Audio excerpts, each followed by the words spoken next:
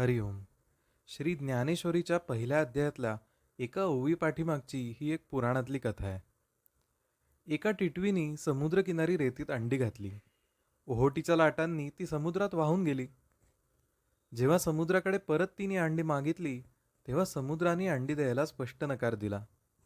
समुद्र अंडी देत नाही हे पाहून ती टिटवी आणि तिचा बिचारा नवरा टिटवा यांनी चोचीने समुद्र उपसून टाकायचं ठरवलं.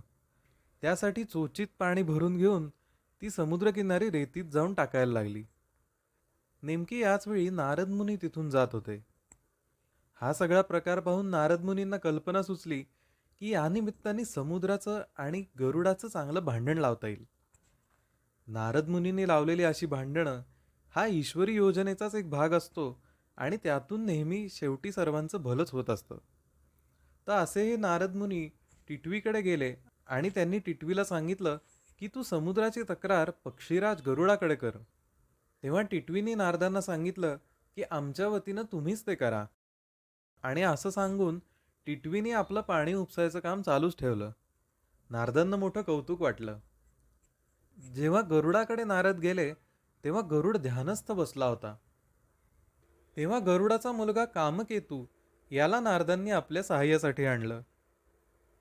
समुद्राचा मुलगा जलधर आणि एक महामत्स्य पद्मवर्ण यांनी कामकेतूशी युद्ध केलं आणि त्याला मूर्छित पाडलं. लगेच नारद परत गरुडाकडे गेले. गरुडाचं ध्यान मोडायला आता त्यांना चांगलं कारण मिळालं होतं. ध्यान मोडल्यामुळं आधीच रागावलेला गरुड आपला मुलगा मूर्छित पडलेला पाहून आणखीनच संतापला आणि समुद्रावर चाल करून गेला.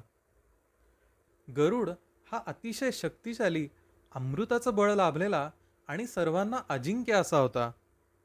तो आपल्यावर चाल करून येतोय हे पाहून समुद्राने विष्णूचा धावा केला. विष्णूंचं सुदर्शन चक्र जेव्हा गरुडानं गिळून टाकलं तेव्हा समुद्रानं शंकराचा धावा केला. भगवान शंकरांचं त्रिशूळही जेव्हा गरुडानं गिळून टाकलं तेव्हा समुद्रानं ब्रह्मदेवाचा धावा केला. ब्रह्मदेवांनी गरुडाशी युद्ध न करता त्याचा जय जयकार केला आणि आशीर्वाद दिले. ते म्हणाले, जिथे हरिहर सुद्धा तुझ्या शक्तीपुढे टिकले नाहीत तिथे समुद्राची काय कथा, त्याच्याशी युद्ध करणं सोडून दे.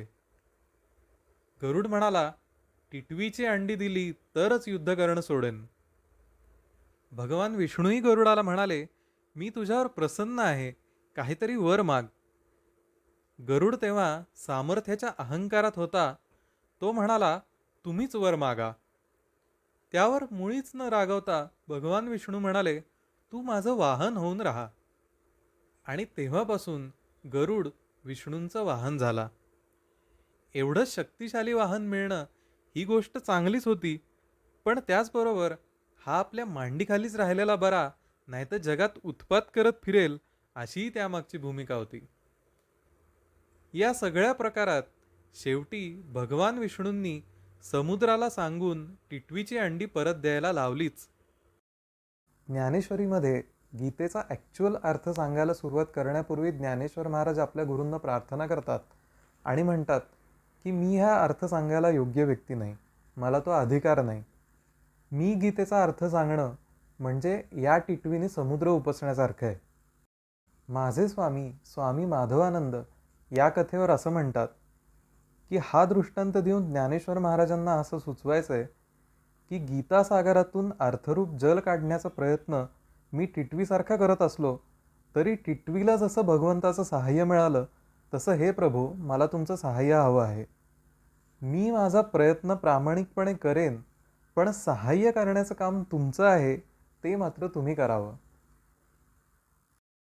गोष्ट आपल्याला असं सांगते की एखाद्या मोठ्या उद्दिष्टासाठी आपण आपल्या कपॅसिटीमध्ये प्रयत्न करत राहिलं पाहिजे. भले ते कपॅसिटी खूप कमी असेल, आपले प्रयत्न खूप छोटे असतील, आपल्याकडे इक्विपमेंट्स नसतील, संसाधनं नसतील, मनुष्यबळ नसेल, काहीच नसेल, आपल्याकडे क्षमता आहे असंही आपल्याला कदाचित वाटत नसेल किंवा खरंच नसेलही, तरी आपल्याकडे जर हेतू असेल आणि तो हेतू चांगला असेल, मोठा असेल आणि आपली प्रयत्न करण्याची तयारी असेल आणि प्रयत्न करायला आपण सुरुवात केलेली असेल, तर ईश्वर कुठल्या ना कुठल्या पद्धतीने आपल्याला सहाय्य करतोच.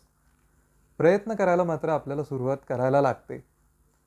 प्रयत्न करायला सुरुवात करायला लागते हेही जसं खरं, तसं ईश्वर सहाय्य करतो हेही खरंच. भगवद्गीतेचा शेवटचा श्लोक असा आहे की जिथे धनुर्धारी अर्जुन आहे आणि जिथे योगेश्वर कृष्ण आहे तिथे विजय निश्चित असतोच.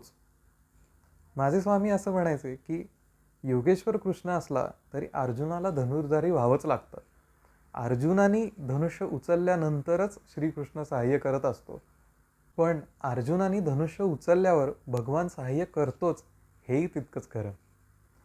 हा व्हिडिओ असाच एक प्रयत्न आहे. मला हा व्हिडिओ कसा वाटला नक्की सांगा. तुम्हाला या श्लोकाचं आणखीन काही इंटरप्रिटेशन वाटत असेल तर तेही मला नक्की सांगा. आपण आपला प्रयत्न करत राहूयात. देव त्याचं काम करेलच. हरिओम.